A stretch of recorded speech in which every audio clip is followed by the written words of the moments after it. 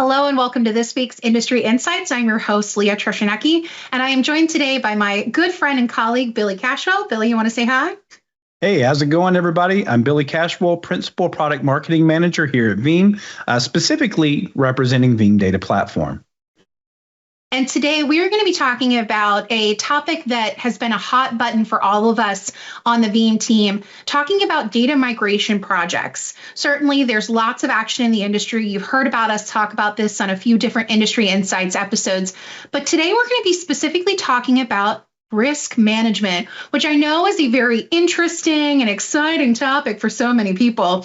But ultimately, we all want to make sure that our bosses are happy. So if we can just keep it going on the risk front, I think we're going to make sure that we execute these kinds of imperatives and projects with success. And ultimately, that's what we want to do as a team. So let's talk a little bit about today's topic. Again, de-risking data management as you are executing data migration projects. So to start that off, what we're going to do is just put up a handy dandy slide here of some of the common scenarios that we see for migration projects. The first is industry changes. As I kind of alluded to before, there's plenty of action going on in the storage space.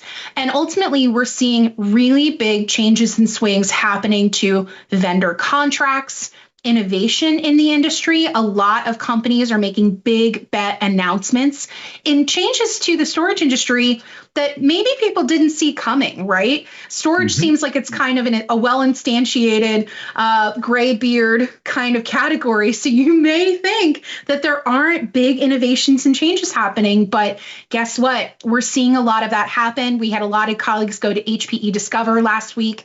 We heard some pretty exciting announcements in the virtualization space for them. So I think that's pretty top of mind as folks are looking at migration projects.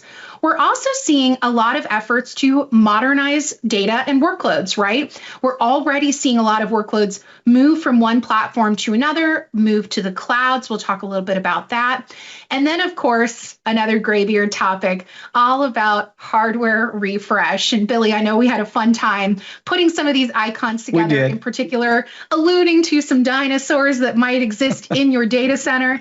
And Billy, you have a lot of experience in this space. Certainly, you've been on the support front lines. You worked with customers hand in hand. You've come over to the dark side of marketing just in the last couple of years. So do you want to talk to us a little bit about what you're seeing in the last few years and what's been exciting to watch? Well, I absolutely, Leah. I think it's really interesting that you chose the roller coaster for industry changes. I think in the last 12 to 24 months, we have seen more ups and downs in this industry, more big announcements that honestly, it's interesting. The other two things we've got here, modernization and hardware refresh, a lot of the industry changes have driven the migrate and modernize movement, have driven the need for hardware refresh, right? And when we talk about modernization, we're not talking about getting a new class of server. We're not talking about going from 4U to 1U or more cores in your processor. What we're talking about here is going to a new modern architecture, whether that's something that's maybe hardware converged or even something truly modern, which is what we see in the cloud, right? And when we say modernization in the cloud, we don't just mean taking your physical servers or VMs and instantiating them in the cloud in the same way you would your on-prem data center. It's actually taking advantage of the new modern architectures. And hardware refresh, this is something that if you look back, you consider the pandemic, you consider just inflation the world over, all the things that have driven up the cost of everything. Hardware refresh has kind of had to take a back seat. And due to things like security, stuff just decommissioning out, it's finally time to pay the piper there. It's time to get moving on that hardware refresh. And when you do that, you have to consider, how do I modernize as doing this? How do I make my life easier, work smarter, not harder, if you will? And then finally, are there any industry changes that have happened that I can take advantage of right now that will help me out in the future? Or adversely, are there industry changes that have happened that are making me modernize, that are forcing me to refresh now? So much going on right now, Leah. I think it's it's just the best time to have this conversation, right? Especially as you move data. How do you de-risk it and how do you demystify it a little bit? And I think that that demystifying part of it is kind of a great segue into our next topic, which is specifically where some of these workloads are landing, right? What is the landing spot for every workload? Now, several episodes ago, you would have seen me present on this topic with Billy's other colleague, Matt Crape, and we talked a bit about this sort of playbook for migrating and modernizing your data, taking a look at options like maybe retire, for example. There might be applications and workloads that you can simply retire altogether. You may need to retain those as is. I would imagine a lot of workloads fall into that category because as you look at effort versus impact, it just may not be worth it to completely move something. I think we're going to spend a lot of time talking about rehosting, right? As Billy said, moving workloads to other kinds of like-for-like platforms, or even moving them to the cloud, but keeping them in the same form factor, as opposed to something like replatforming. If you're running something that's on a MySQL database on premises, you may want to go ahead and actually modernize that application entirely by replatforming it to a platform as a service option in the cloud. And certainly, within our portfolio, we have this amazing tool set called Kasten, which is for Kubernetes, or as my good colleague says, Kubernetes. That's a shout out to Michael Cade, who is completing his 90 days of containerization. But ultimately, I think what's really cool when you're looking at this kind of diagram is to recognize that there are a lot of decisions to be made. And with each one of these pathways, there's a lot of steps you have to take and consider. So as Billy was talking about, demystifying is something that we're always trying to do in the storage space, taking that bird's eye view look and watching those trends happen. This is something that's trending quite a bit for a lot of organizations. I think, Billy, though, the reality is it's not like every single workload is going to take one of these pathways. You're probably, as an organization, implementing all of these pathways in some way, shape, or form, some more conservative, some more innovative. But I think one of the big ones that we're going to see a lot of in the next 6 to 12 months is going to be under that rehosting category, right? Taking a look at moving like for like in a lot of these cases. Do you want to talk a bit about that? Yeah, absolutely. So, I love the way that the slide title you've chosen here, for every workload. We use the term demystify, and then we got a flow chart here to help demystify that. But this is something you have to consider for each and every workload that you have. And the fact that we start this with retire and retain should be the first question that you ask. Think about your closet, right? You just put things in, then you go to clean it out. And what a lot of people do, I know my wife does this, she will bring everything out of that closet and then start figuring out, do I need this? Why do I even have it? So it's good to go through that, clean out the closet before you start moving forward, especially if you're migrating with the end result or end purpose to modernize. Why take all the old baggage with you? How do you just get it down to the thing that's most important to your business, your data, and then figure out how to go forward? Now, as we talk about rehosting, there's been all sorts of things that have happened in the industry, especially in the virtualization industry. We may have heard some of that news. We are seeing many analysts, many customers, and many articles talk about just the freedom of choice that customers and even partners are taking advantage of right now to say, is this the solution I'm leading with? Is this the solution that's best for me now? Is this solution that's best for me tomorrow? And as you said, through that retire and retain exercise, you may decide we're going to replatform some of this. That is the hope, that you will have a modernization play there. But for many of your things, maybe they're just fine with what they are. Maybe the modernization that the cloud offers doesn't really provide any modernization for your app. So just treating it as a VM or something that's containerized in the cloud would work great for you. We're definitely seeing a lot more things being asked about that we didn't see in the future. Proxmox is one that's coming up quite a bit for small, medium business customers with changes to ESXi in the market and changes to some of the partner programs there. We've seen some people looking to is Proxmox, that ESXi free. I need to be clear there, the free version. Is that something that's a lighter alternative that we can look at? Things like Nutanix, right? These hardware converged infrastructures that we've been seeing. Some of them, people were a little bit hesitant in the past because it is a big purchase, right? It's CapEx plus OpEx when you're buying an HCI thing. But I think as you talk about modernizing and you talk about that hardware refresh, many customers are looking at, all right, for the things that I'm not going to re-platform, for the things that I need to keep locally here, perhaps for performance reasons, something like that, I'm going to look into a hardware, or I said hardware, hyper-converged type infrastructure. Of course, it's hardware converged because less is more. People are trying to do more with less on the inverse of that. And like I said, those budgets are just now starting to come back around, after being impacted by that global pandemic we had. And again, if you're watching this, take a screenshot of this. This isn't specific to any application, any server type, any vendor, anything like that.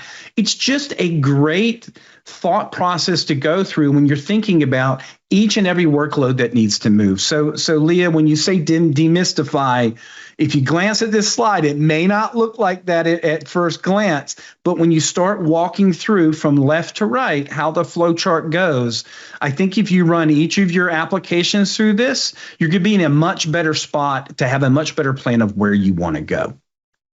Definitely. And something that I think is really important to keep in mind as you're doing each one of those kind of analyses for your workload is to think about a certain R word that we talk a lot about here at Veeam, and that word is resiliency. Because at the end of the day, resiliency is always going to be the customer's responsibility. A lot of data living in a data center kind of environment, sure, that's a no-brainer. But as you look at some of these other options where workloads may be moving into cloud hosting to SaaS options, you look at something like the shared responsibility model from these cloud providers, and you start to realize that data management is ultimately the customer's responsibility. So it's so important. Exactly. So it's so important as you're thinking about where these workloads move to then consider backup, recovery, data intelligence, right? Can you kind of keep track of all of the movement of this data and whether or not there are backups that are recoverable? So Billy and I, as we were kind of preparing this sort of talk track, we talked about some of the top considerations that we would think about as we were looking to de-risk in a migration project. We're also looking at conversations that we had with folks at Veeam, where we just were a couple of weeks ago. So hopefully we're bringing some really practical tips that you all can take back to your teams as you head into the quarter ahead. So we're going to give you 5 considerations to de-risk your migration projects. Everyone loves a good listicle. This makes it simple and practical. So again, hopefully you guys can kind of take these ideas back to your teams to follow up with. The first one is going to be the foundation, which should be all about security. And as a Veeam team, you should know that we are very passionate about IT teams and security teams coming together with shared goals, shared processes, and really trying to think critically about security at every step of the data management process. This episode is actually kind of sandwiching in the ransomware trends report that we have running across Industry Insights. So last week's episode was about ransomware trends. Next week's will be as well. So it makes sense that we're going to be talking about security at the core of risk management here. But Billy, when we think about security as it plays into backup and recovery, there's a lot of ways that we can take that, right? We can look at identity and access management. We can look at, things like getting a little more proactive. Do you want to give some folks some things to think about when it comes to building that into the foundation of what we do here? Absolutely. And, let's go back to what the base concept here is: de-risking data migration. So the best way to de-risk data migration is to have a plan to rewind, to fall back, to go back in case something does not work out for you. Migration is not simple. It is easier for newer apps than it is for older apps, but there's still many challenges that come along with that. Let's be honest, cyber criminals have really kicked up their game. there's some terrifying stuff I was hearing about just the other day, and that is malware or ransomware as a service. You can go onto the dark web, you can buy your own ransomware, and guess what? It even comes with technical support. So it's like a proper company now. And the number one thing that these criminals are after, Leah, is your backups. So think about it this way. If a company can come in and take over your backups and then go and encrypt your data, you have no more recourse. You have no rewind. You have no way to fall back. So you've got to protect your most important thing. That is your data and your ability to recover that data.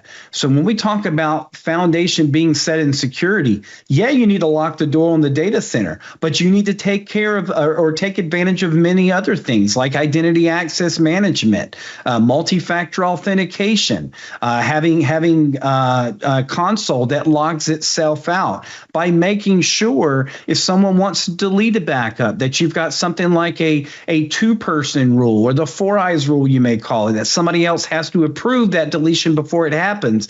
Again, your foundation has to be based in security today. Back in the day, we used to talk about hurricanes and tornadoes. No.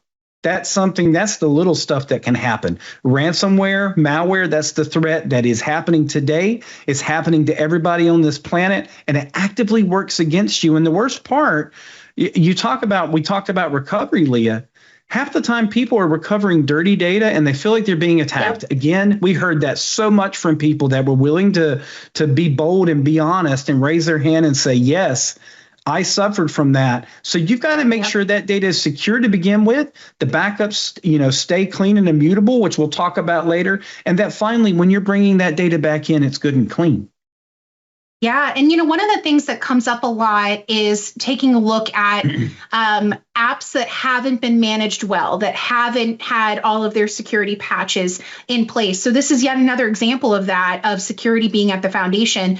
You look at something like the MGM hack, for example, that point of attack, it was social engineering that caused someone to get in here. But the point of attack was legacy VMware ESXi host that hasn't been patched in years, right? So that may be yet another reason to execute a migration project, to move it to something that may be easier to maintain patching, may even be on a high availability architecture like cloud, for example. But ultimately, whether or not you think that they're going to get in, you have to assume breach, you have to assume risk. And that means that for every single workload, for every single backup, you need to have a recovery strategy if that's an important piece of information or data that is going to keep your business up and running, right? So absolutely, at its core, security is super important. It's interesting, just really quick, it's interesting you bring up that point. If anybody checks out the Veeam on replays, I actually had a customer on stage that the main reason they were doing their hardware refresh is because they were out of version that put them at security risk. And, as part of them doing that, they looked at how do we modernize, and they went with hyperconverged. So you're spot on with that. We're seeing that quite a bit. Absolutely. That's a great point. Make sure to check out that session. I think it's online if you register for Veeam retroactively. So take a look at that session. It was great. So our next consideration that we love to talk about, especially Billy being on the Veeam data platform team, is talking about testing, automation, and orchestration. Now, these are all concepts that a lot of folks would put in that day 2 part of the project, right? There's so many core requirements of day 0, even day 1. But day 2 is where so much of the heavy lifting can come in. And I think it's really important that a lot of teams don't forget to go back and take that step when it comes to backing up their data, especially something like testing, because you want to make sure that this data is recoverable. You don't want to figure out your plan when you need a plan. That is specifically when you want to avoid it happening. So Billy, do you want to talk to us a little bit about kind of what we're seeing folks talk about in thinking about testing and automation, especially orchestration? Yeah, for sure. And I'll separate a standard recovery. I'll keep that to the side now and keep this focused on migration just for the sake of time. But when you're thinking about migration, testing is the most important thing you can do.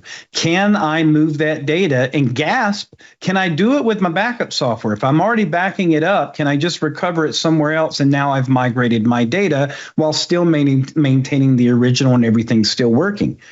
Automation is key in this, especially when it comes to testing. Testing is the thing everybody wants to do, but nobody has the time to do it. That's fine. Take advantage of virtualization and all that it brought to the world and leverage that to perform some recovery testing. And then finally, orchestration. That O word is so important, Leah, because when you're dealing with migration and you want it to happen without, hitting a hitch, getting stuck, or when you're dealing with recovery and you're bringing, when I say migration, especially if you're talking about migrating platforms, that's a big deal. Everything has to happen in a certain way. Things need to come online in a certain way. And being able to know that it's tested, it's going to work. You can automate the pieces so you can scale because we know you're not a big team right now. And then finally having it all orchestrated to guarantee that it works and it's going to work before you start.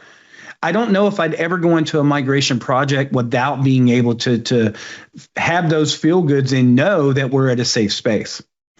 Yeah. And what's interesting about that, Billy, we just within our own team, we're having a lot of conversations about priority setting, and it may be easy for something like testing and automation to fall lower and lower on the priority list. But I think, Billy, you have a fun saying that we like to say on our team that we should impress upon the community. And that is, what gets measured gets done. Right. We love thinking in terms of that, right? And so not to make this really about Veeam, but I do think there's an important tool that I hope everyone in the Veeam community is aware of, and that is Veeam One. We're really big fans of Veeam One because it is our core monitoring and analytics tool. And guess what? So much of what's in this tool is automated. So there are canned reports set up that will actually take a look at your backups, let you know exactly how many of them have failed copy jobs, that don't have immutable storage turned on. There's even something called the compliance analyzer that will tell you, is MFA turned on for these kinds of workloads? It has your back. And again, shows you these things in a measurable, actionable way so that you can prioritize your time and figure out exactly what you need to do to get your infrastructure and your backups up and running in a better way. So, Billy, do you want to just kind of sing the praises a little bit about measuring and monitoring as a team ultimately? Well, I mean, I think you've hit all the good points, but because we're talking about migration, sometimes you need to make the point to get this migration approved, right? To get the funding you need, to get buy-in on it. Being able to show documentation that says we've got everything protected, we're not missing anything, we've trimmed everything down to only protect what's most important. So this is what we're moving. We know what we've got. We've tested it. I mean, if you can put those top three things together there, Leah, that's almost a yes to any type of package that you're trying to get drawn down in order to get this migration done. So being able to monitor it and measure it, we talk about being a day two operation, but it's a day always operation, right? This is that dashboard, that place where you can know, are we good? Can I keep going to do the rest of my job today, or do I need to stop and take action? And then again, it helps us understand, are we ready to migrate? And what's going to help it make it a day always operation is to avoid using too many different tools. And we see that a lot. I mean, certainly for folks who have joined the show many times over, you'll hear that I have a pretty extensive cloud background. I used to work at Microsoft. I've worked with our service provider community here at Veeam. And I see too often a sort of good enough check mark when it comes to backup. So you might think, oh, for Microsoft 365, there's an internal caching tool that you can pull from the recycling bin if you need to pull up a mailbox. That's just a good enough option. Same thing goes for the cloud. Each cloud provider has their own proprietary backup tool. But what happens when you've got all these different tools in the mix is that you can't do these sorts of day always functions like Billy was just talking about. Something like Veeam 1 can sit on top of everything and give you so many of those insights that you need to just prioritize your time and execute effectively as a team. If everyone's doing their own special thing because their workload is special and pretty and unique and different, well, guess what? That is a really great way to introduce risk. Can I get an amen, Billy, on that one? Oh, amen on that one. And when we say everybody, and this is how I'm going to get all you IT admin backup people's heads nodding. I mean, all your app admins, oh, heck, those DBAs. DBAs like to back up their own stuff, right? And this is great. I'm all for a subject matter expert being involved with that. But ultimately, you, whether you're the service provider partner, whether you're the customer providing this service to your company internally, backing up and protecting everything, standardization helps you out. I know you don't scale. We know you don't scale. We know you're doing more with less. And we've heard that for years now, but it is so much more true than ever before. So having standardization reduces risk because now you're working with a single product or even a platform, GASP, right, that has a really broad high breadth of support of what it can do and very deep support across those things. Standardizing on that, again, removes your risk. It allows you to get things tested, allows you to get things approved, and you know what's going to happen every step of the way instead of somebody showing up with a surprise recovery needed to get back some of your most important data. Especially for those backup admins, that's critical because goodness. I'm sure that a lot of you have gotten the SOS, I need help from someone who didn't think about backup until the time they actually needed it. Yeah, that's right? Always the case. Oh, yeah, it used to be my job. Yeah, absolutely. Now, something that can be done to make sure that every workload feels special and pretty and unique is thinking about storage. Just because you back up your data center on-prem doesn't mean you need to back it up somewhere else or whatever. Ultimately, every kind of storage infrastructure can look different depending on the workload that you're backing up, and you can just have a control plane sitting on top of it. I bring that up to say the final piece of our top considerations is all about immutable storage, right? Oh, yeah. And we know that there are immutable storage options for any kind of workload, regardless of where that data resides. So we're very fortunate that at Veeam, we partner with an incredible network of storage partners to make this immutable storage story possible and to make it cost effective. There are lots of ways that you can set the architecture and the policies to make it so that your storage cost doesn't balloon. But the reason we're so passionate about this idea of putting immutability at every stage of the backup process is because it goes back to the beginning story about that foundation, right? Building security into every part of your resiliency story. It comes down to this idea that you can't allow a backup to be tampered with. That is oftentimes the main thing that is going to save your butt in the event of some kind of ransomware attack. So Billy, why don't you take us home talking a bit more about immutable storage? Yeah, this one will be easy and quick, right? When you say it's the last thing, some people consider their backup or consider recovery to be their last line of defense. We say it's your best line of defense. So if it is your best or even your last line of defense, no matter how you look at this, that data has to be free from alteration or change from when that backup copy was created until you no longer need it for whatever regulatory compliance reasons you've aged out and you remove that and delete it. From when it's created to as it moves to its final place, probably in cold storage, that immutability has to persist. Again, anytime someone can come in there and change your backup, i.e. encrypt your backup, remember that resilience, that's your responsibility as the customer or as the end user here. In order to achieve that resilience, you must have immutability when it comes to your backup. There is no other mechanism. That's not a Veeam thing. There is no other mechanism out there that keeps your backup safe from tampering. And again, if someone messes with your backups, i.e. encrypts them, you don't just lose data. You don't just lose time. You run the risk of going out of business. And I think that's where I'd wrap it right there. Absolutely. That is a great place to wrap. Thank you all so much for joining us on this week's Industry Insights. We hope you got some really good, again, actionable insights to take back to your team, to bring some of these ideas back as your team is executing migration projects. We do have our next Tech Bites show on Thursday, so be sure to join us then. And then we'll be back next week for Industry Insights on Tuesday to bring it back to our Ransomware Trends series. Thank you all so much for joining us, and we'll see you on the next show. Thank you.